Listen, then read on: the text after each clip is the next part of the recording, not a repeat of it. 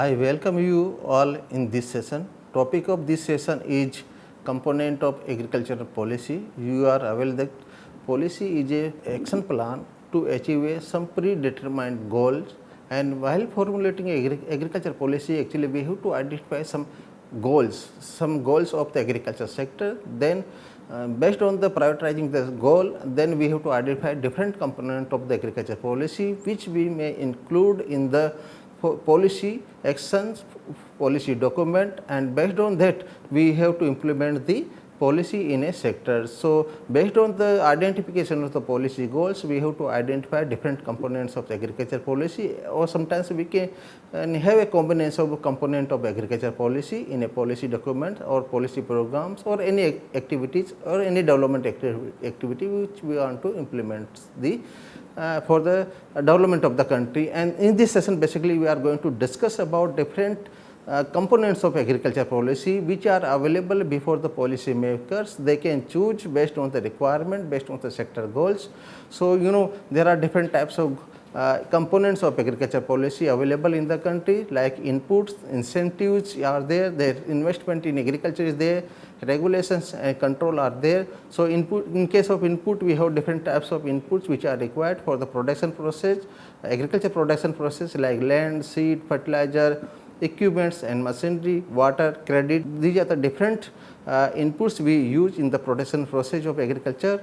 Then we have different incentive components like price support components, the subsidies, tax incentives are there, the protection of the trade through tariffs is there, movement of goods also we can regulate in the country. So, these are the different incentives government can use as a component of agriculture policy. Then investment in agriculture is another very much a component which are very much helpful in the promoting to motivating the different sectors, farmers, the private companies in the production process, in the development process. Then regulation and controls like APFC Act, ECS, Essential Commodity Act, and the PFA Act. These are the different regulations we generally use in the policy process. Then let us start with the input components. Agriculture output is a function of the various inputs, like we have the input, the labor, seeds, fertilizer, plant protection, irrigation, farm machinery, credit. These are the different inputs which are required for the agriculture production process. In order to have production out of the production process, so we have to use these different inputs. And the most important part or the requirement regarding the input component is that the availability of these inputs should be of the good quality, and also it should be available in the affordable prices. Actually, through the availability of the good quality inputs at the affordable price, we can improve our farm productivity, we can reduce the cost of cultivation. Then actually it also help in supplying of the agriculture production at the competitive prices. So, we can go for exports also. So, if the input cost is less, then we can provide the consumer goods at a low rate, cheaper rate. We can supply the raw material to the industry at a cheaper rate at a competitive prices.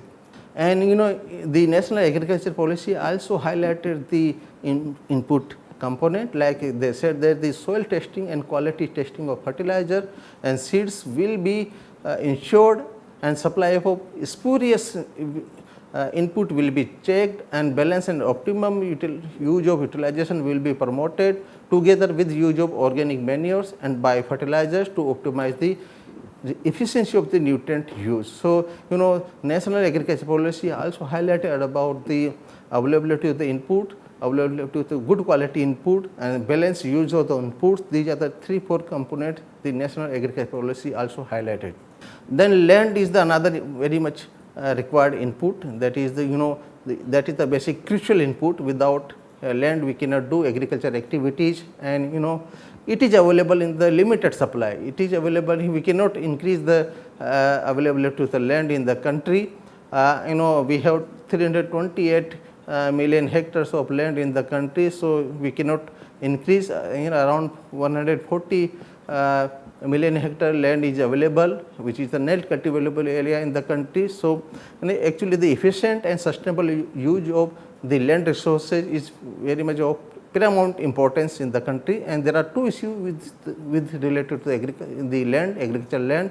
One is the degradation of the land, another is the diversion of land for non-agricultural purpose, and the major implication of the land resources is that it affects the income and livelihood of the rural household, as well as it also affects the supply of the raw material to the industry. So that's why it is very much important, and the top priority should be given to the soil conservation and management in the policy agenda, and need for national policy on the conversion of agricultural land to non-agricultural purpose. It should be judicious use. So there should be a national policy which guide us in the conversion of agricultural land to the non-agricultural purpose.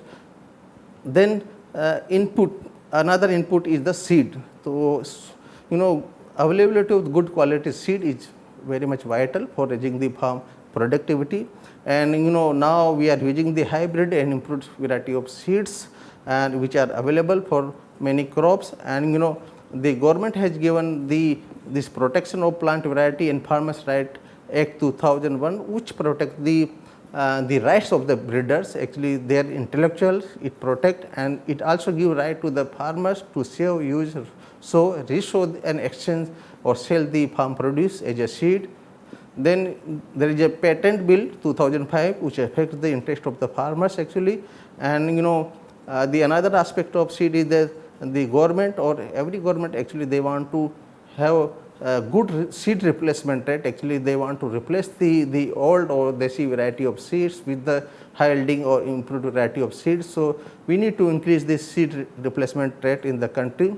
Then seed market is controlled by the corporate sector basically, and that's why the cost of the improved variety of seeds is very high, and it affects the availability of this improved variety seed to the small and marginal farmers. Actually they cannot afford to have the purchase this good quality seed from the market, and here in this case the public private farmer collaboration or partnership model can help us in seed breeding, in marketing and distribution, and is a viable option to make available the seed to the small category of farmers, marginal category of the farmers.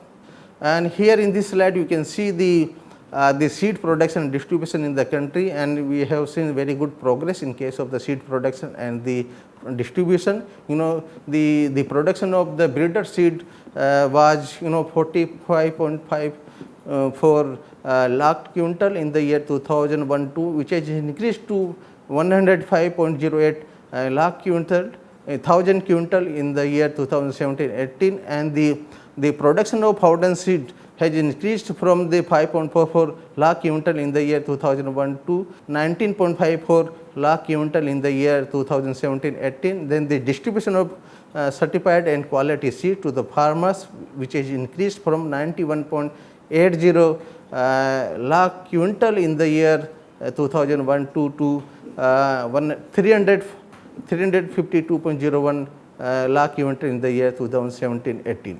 Then another input is the chemical fertilizer. Actually it has contributed a lot in the production of the agriculture, and particularly we have seen the green revolution, which was the combination of the high yielding variety seeds, irrigation and chemical fertilizers. And so chemical fertilizer was one of the important component in the green revolution, and use of larger dosage of chemical fertilizer is the only way to increase food grain and other agricultural production in the country, and government is subsidizing the fertilizer industry to make available the fertilizer to the farmers at the cheaper rate, at the subsidized rate. And the fertilizer consumption is also increasing over the period of time. It was only 1.9 kg per hectare in the year 2000 in the year 1960-61, and it has increased to the 128 kg per hectare in the year 2017-18. Then we have seen there is a high consumption trend in some of the states like the Punjab, Haryana, Andhra Pradesh and Tamil Nadu. There is a high consumption of the chemical fertilizer, and we have also the low consumption in the states of northeastern region. Then Odisha, Bihar, Rajasthan and Madhya Pradesh, there is the per hectare consumption of fertilizer is low compared to some other states, and the actually when we want to use the chemical fertilizer for cultivation purpose, we need to also have the assured irrigation in the farm at the farmers level.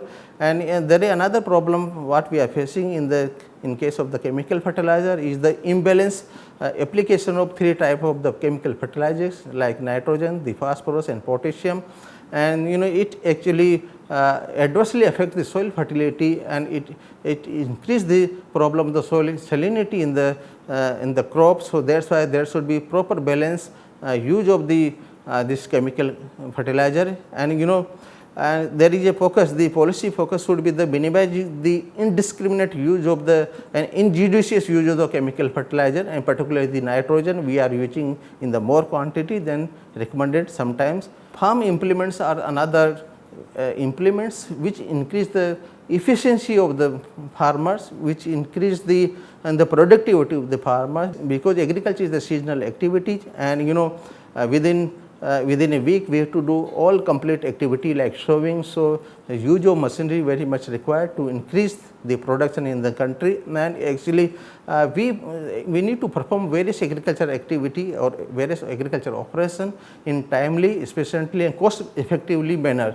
So that's why the use of farm implements or machinery is very much required in the agricultural sectors. And there are subsidy component is also available for the purchase of the farm machinery in the country, like tractors, the power tillers, power driven pumps. So various types of subsidies on these equipments is also available. There is a penetration is also there in cost of this farm machinery and implements.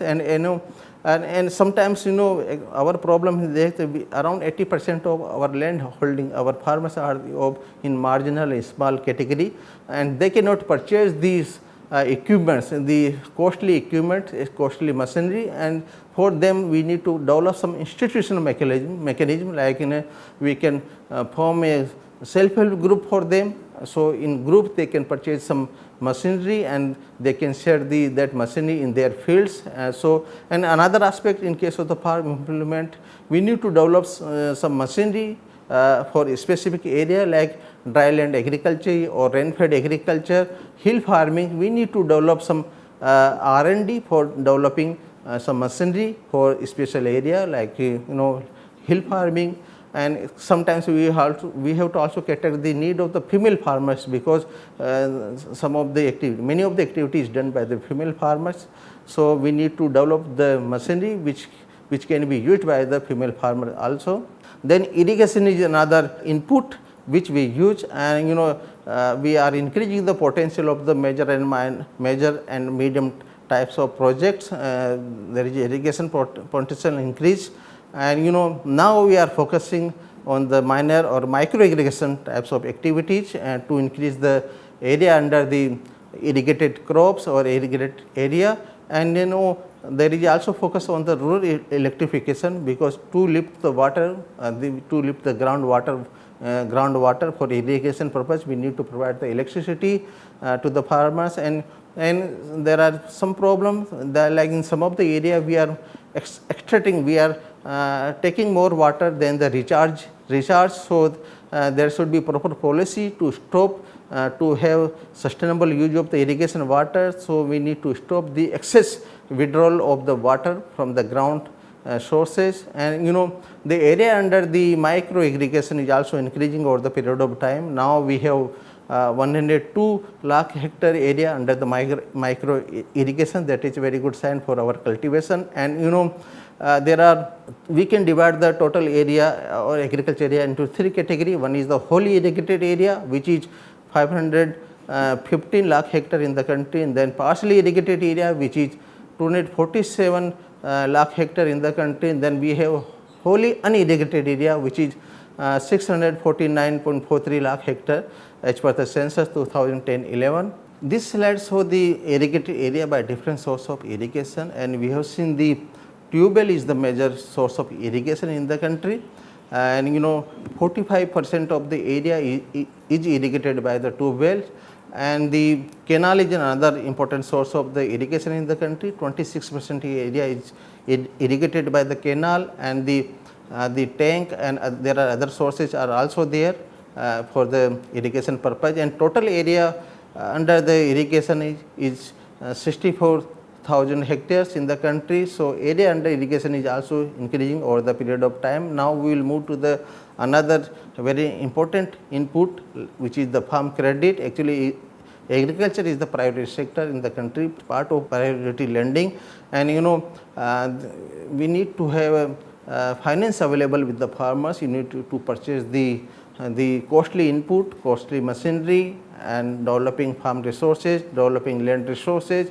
and therefore the availability of finance or credit is very important in the agriculture sectors. And there are three types of credit requirement at the farmers land. One is the short term credit requirement, another is the long term or medium term credit requirements, and we need to fulfill the all type of credit requirement of the farmers.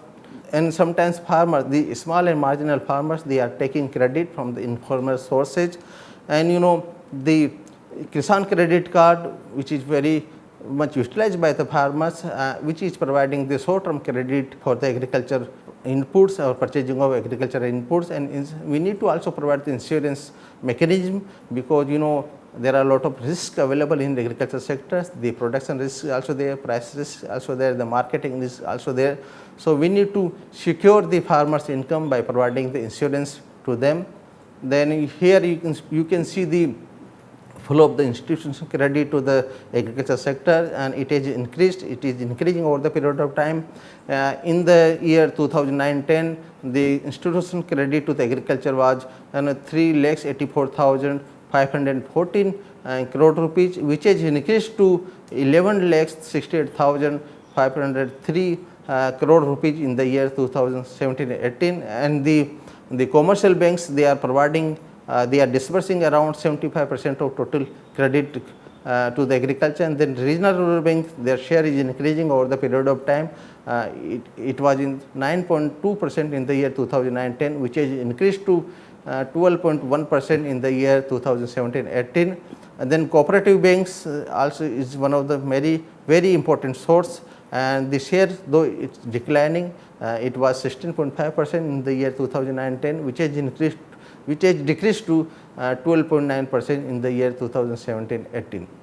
Then incentive is another very important component to fulfill some specific objective of the agriculture sectors. Government use the incentive to increase the farmers to enhance production and productivity of the different crops, and also the government encourage the investment by the agro industry and agribusiness and the processing companies. So, this is the purpose of the incentives, and there are two categories of incentives are there. One is the price support incentives, another is the input subsidy incentives are there. The price support, we know this is to protect the farmers against the distress sales, because in the harvesting season we see that when the glut of the produce comes in the market, and therefore the price of the agriculture produce or agriculture commodity decline and reduce, and therefore the government announced the minimum support prices, and it give a kind of assurance to the farmers that if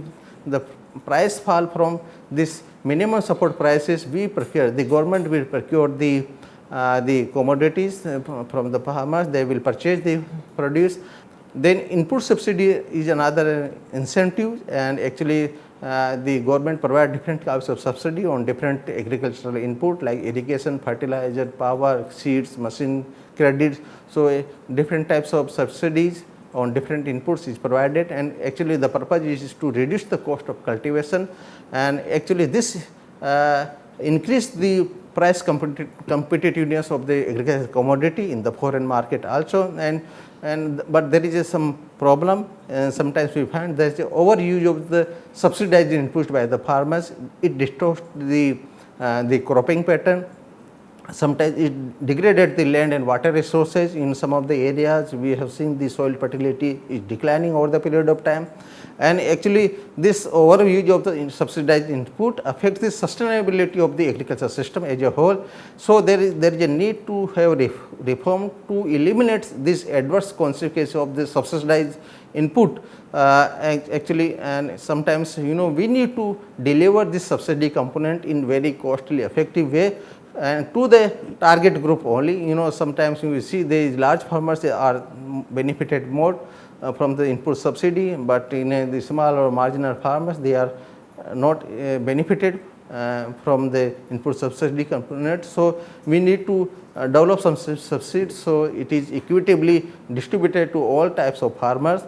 Then there are some other policy incentives are also there, like improving the terms and conditions or terms of trade for agricultural produce in comparison to the industry. Then we also create some environment for the private investment. We try to motivate the private investment in agriculture sectors. Then we want to remove some restriction on the movement of agriculture, the commodities. Then we can also do the promotion of agriculture by changing the land tenures or leasing rules, and the protection from the import through the exchange rate and tariff intervention. These are another incentives, and takes incentive to the farm implement and input producing companies or firms which are providing agriculture services. Such type of policy incentive we use in order to improve the agriculture condition, in order to have the agriculture development, agriculture growth in the country.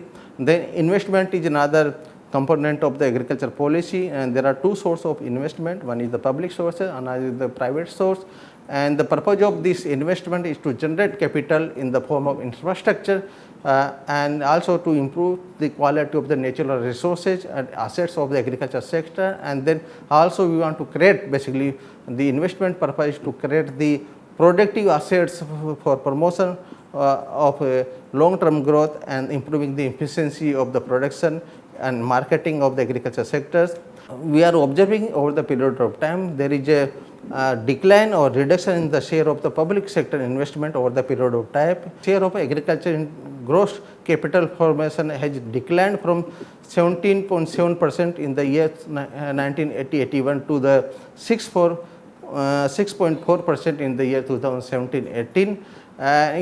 So we need to increase the private sector investment in the agriculture sectors, and this private sector investment is also dependent on the public sector investment, and actually we need to have the public sector investment in the irrigation infrastructure development, the road, power, agriculture research and development. So for this purpose, actually we need to have the public sector investment, and then we have to motivate the private sector through some incentives and through some tax concession to them for developing the farm technology, the rural energy, marketing, storage, distribution and supply chain management. Then we can encourage the private investment in the development of food, fruits and vegetable processing. So investment is very much required in the agriculture sectors, and private investment need to be promoted, because there is a decline in the public sector investment over the period of time. And rules and regulations, or regulation and control, are another important component of the agriculture policy. And here basically state and central governments, they enforce various rules and regulations to achieve the intended agriculture sector goal. So here both the central government and the state government, they frame some rules and regulation. The objective is to obtain the agriculture sector goals, and there are different types of regulations are there which are implemented by the state government and central government, and basically they restrict the movement of agricultural goods and across the states. Then they empower the government to intervene in the agriculture market. There is a increase in the price of onions, so government intervene in the market by importing the onion from the other countries. So they empower the government to intervene in the agriculture market. Then they also control, they provide, they empower the government to have import and export of agriculture commodities. Then they also make the public procurement of agriculture commodities. So these are the different regulations which are used by the different government. And basically there are 3-4 important regulations are there in the country which are used frequently to monitor, to see that agricultural policy goals are achieved, like Essential Commodity Act, basically which is related to storage and movement of the commodities. The Agriculture Produce Marketing Committee acts, then state levy control order, Land Reforms Act, Land Selling Act, and this Essential Commodity Act is used by the government to have a monitoring on the storage and movement of the commodities. Then this Agriculture Produce Marketing Committee Act is basically is related to make available the market to the farmers, and it restrict many private traders in going in the market, companies in going in the regulated market. And the state levy control order is basically, sometimes the government procure a certain portion of the rice from the rice millers, and then we know about the Land Reforms and Land Selling Act to give the right of the land to the farmers. Then another aspect in the component of agriculture policy is the relationship between central government and the state government, and actually the agriculture is the state subject, and development of agriculture is largely depend on the willingness and capacity of the state government to implement, to invest in the agriculture sectors.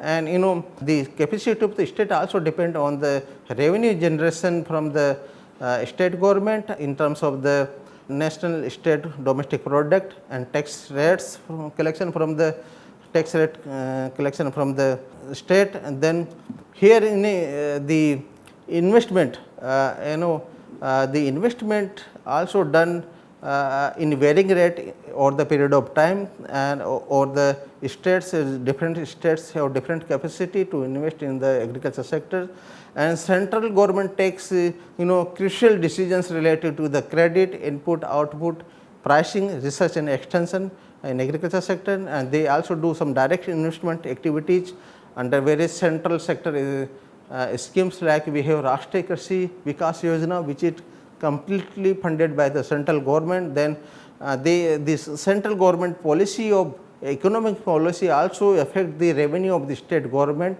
Their earning capacity is also affected by the economic policy of the central government, which ultimately affect the state capacity to invest in the agriculture sector.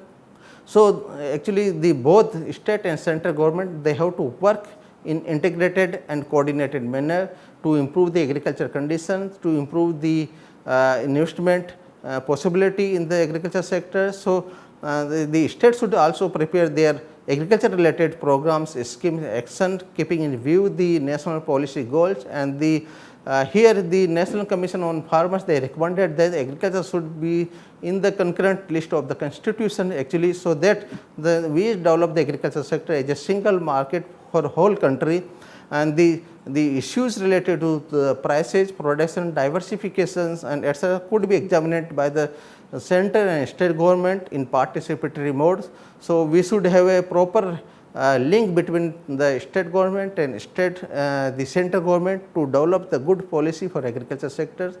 And now we can sum up this session that different components of agriculture policies like inputs, the incentive, investment and regulation and controls are there.